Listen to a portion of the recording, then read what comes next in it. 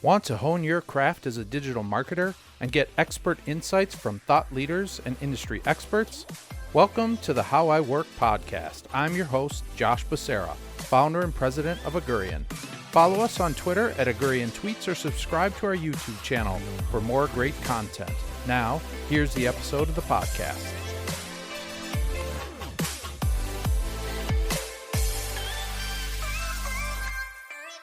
Hi everybody, this is Josh Becerra from Agurian. I'm here with George Hadjiyanis. Thanks for being here, George. Hello. Yeah. Thanks for having us. It's awesome. So George has been working in SaaS and software for a long time in the marketing field. We connected through your relationship with Authentic Brand. You've been doing some consulting as a CMO on their part, so you've got your consulting practice. But I'm really curious to dig into this experience you've had with software as a service. So why don't you give us a little bit of background on yourself, some of the companies you've been a part of, and some of those experiences, and then I've got some questions for you. Okay, sounds good. Well, thanks for having me, first of all. So I've been in software as a service for 25 years or maybe more. I'm dating myself. Yeah. Really starting from the product marketing world and then moving into leadership and marketing and sales organizations for early stage companies that are coming into new markets that we need to cross the chasm, to use a more term. Yeah. So organizations like Whamnet, which is back in the day was a digital provider of communications to be able to share large files in a secure way amongst industries. Yeah. Agility was a hosting company. I was VP marketing for them until they got acquired, and then moving into a number of other organizations until I went on my own about 15 years ago. When I started consulting, and then one of my clients hired me full-time to help start a new organization they were spinning out called Stratus, which was a cloud management provider. Yeah. And so that's kind of cool. Brings me up till after they got acquired, then it brings me up to today. Yeah. So let's talk a little bit about Stratus, because when we were having the conversation prepping for this, it was really interesting that you kind of got in pretty early on that, and then you wrote it pretty much all the way through to acquisition, if I'm not mistaken. So can you talk a little bit about, that's every kind of SaaS marketer's dream, I guess, is you create some sort of a software, it really starts to gain traction, and then you get a big acquisition down the road. So in order to do that, obviously you gotta gain that traction, you gotta get those customers. So can you talk a little bit about, as in your role in marketing and sales, what it was that got you there? Yeah, sure. Well, first of all, a great team. So I was consulting to a group that was doing software development. It's called Valtira, and they spun out this product called Stratus, which was a cloud management platform that they built for themselves. Okay. So it was built out of necessity for them to manage multiple clients in multiple clouds. Yeah, scratch the itch, right? Exactly. You gotta scratch your own itch. So really smart CTO there, and his name is George Reese, and he built this for our need. And then people started asking us, hey, can you help us as well? So we spun that out as a separate company. I joined full-time from inception through to Series A financing, and then acquisition by Dell, and then into Dell for a couple of years, which we can talk about. Sure. So for that, it was really a brand new market. It was really playing a thought leader strategy about, there is a problem where you are using multiple clouds and you don't know how much you're spending, you don't know if they're secure, you don't know how to automate them. Yeah. You need one layer in front of all those different cloud providers. So it was thought leadership through speaking at conferences. Twitter was just becoming a thing back then, and George Reese was really good at getting on Twitter, and we kind of enabled him to shake things up in the market and cause a little controversy. Yeah. And then writing white papers and doing webinars. A little bit of luck along the way. We had NASA read about us and called us, and we helped do the shuttle launch on Amazon streaming. What's an inbound lead from NASA feel like? I can only imagine hey, we got a form fill. Yeah, it was. I don't know if this is for real. That's exactly what happened. I was I went into the CEO, I'm we got somebody from NASA saying they're using Amazon to stream the last shuttle launch, and they want to do it in a secure, scalable way. And so we all just kind of looked at each other well, this might be our moment. Yeah. So we got a hold of them, and I remember during a demo we were having an issue, and I was literally sweating. So, but it went well, and we used them as a client reference, and that helped us get to the next plateau before our financing. Yeah. And we also hired a couple of thought leaders in the space that were, writers and speakers. Okay. That really then kind of permeated the market. So that was a smart move. Getting the right board members and researching organizations that were using multiple clouds by looking at cloud providers' websites to see who is using clouds that may not even know they have the problem. And then getting in front of the CTO. Did that kind of turn into like a account-based marketing kind of an approach then? Like you did that research and you're like, okay, here's our handful of clients that are like prospects that we really want to in parallel. focus on. And account-based marketing wasn't really a thing back then. Sure. Even though it was, it's just putting a name on it. We didn't have a name for it. Yeah, exactly. So we did that, but in parallel with kind of more, wider, marketing, awareness, co-marketing with cloud providers as well, like Amazon, Rackspace at the time, VMware for private clouds. But yeah, exactly. So we kind of research who's using cloud, who's using Amazon first, and then hopefully they're using other cloud providers or even just multiple Amazon accounts, because that was a problem that they were having. So we definitely started prioritizing, and we hired a team and gave them target customers. We got some international clients like Korea Telecom that got us into other telecom. So it was an exciting ride. Yeah, that sounds amazing. So I imagine that shifting from like this kind of startup culture to now you're acquired by Dell, and sounds like you stayed on for a while. Like, what kind of culture shifts, or what did you see? Like, did anything change, or did they really like provide a ton of autonomy, or like what were some of the differences? Maybe there were like tremendous benefits, like that influx of resources had to help, of course. Yeah, it was definitely many roads traveled during those 3 years, but initially it was really trying to understand where we could potentially partner with the different organizations. There was a services team, an integration team, a software team, a cloud team, government team, and so I had to work with those different organizations and understand how we could bundle our solution or co-sell. There was a lot of opportunity that was hardware focused, so we had to kind of prioritize. Is this hardware sale also a cloud opportunity or not? And so we had to do some of that as well. And so there are a lot of chefs in the kitchen to try to figure that out. But great organization, and they brought us into organizations that we wouldn't have been able to get into because they already had them as a client or their name. And then there was also the marketing, like, do we change the name they changed the name to Dell Cloud Manager. At first we didn't really think that was the right way to go because of the brand that we had built, but it made sense for Dell because of their brand as well. So we had to navigate the name change, and there was some culture changes. Obviously, a multi-billion-dollar company, with a 50-person company. They let us run autonomous for a while, and then it slowly got integrated into the rest of the organization. And then I got another opportunity and left. Yeah, cool. I mean, I think, like I said earlier, like that path is like an amazing path. That's the kind of path that a lot of people who are in SaaS and marketing want to see for themselves. So it's cool that you've traveled that and you've been able to share a little bit of that with us today. So now, like, fast forward, you're in a place where you're doing a lot more consulting, and I think some of that is with smaller SaaS companies again. So I'm curious to get your point of view on, because you're relating to a number of different companies at like different sizes and stages, like, are there any sort of common pitfalls or challenges that you're seeing that you would think that this audience of marketers would be interested in understanding about SaaS marketing today and what you're seeing?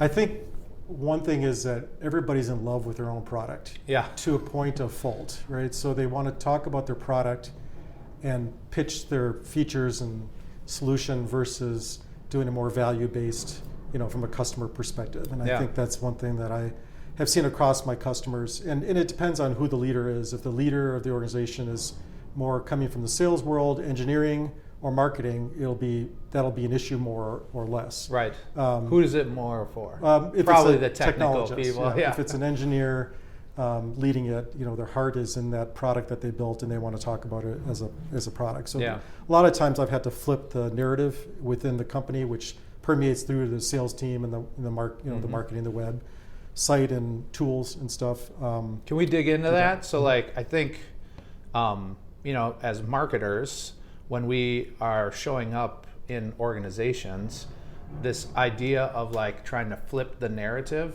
that's not like you just was like, I just help them flip the narrative. Yeah. Like that is not an easy conversation to have, and it's not an easy outcome to achieve. So Right.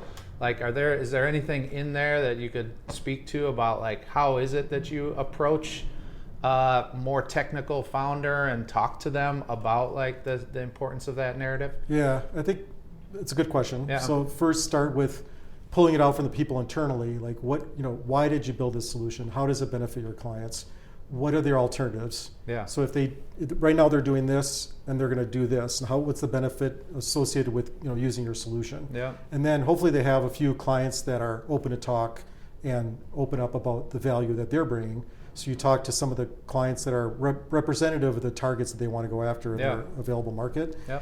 So pull the nuggets out of them and then start to layer that on top of the strategy, the go-to-market strategy.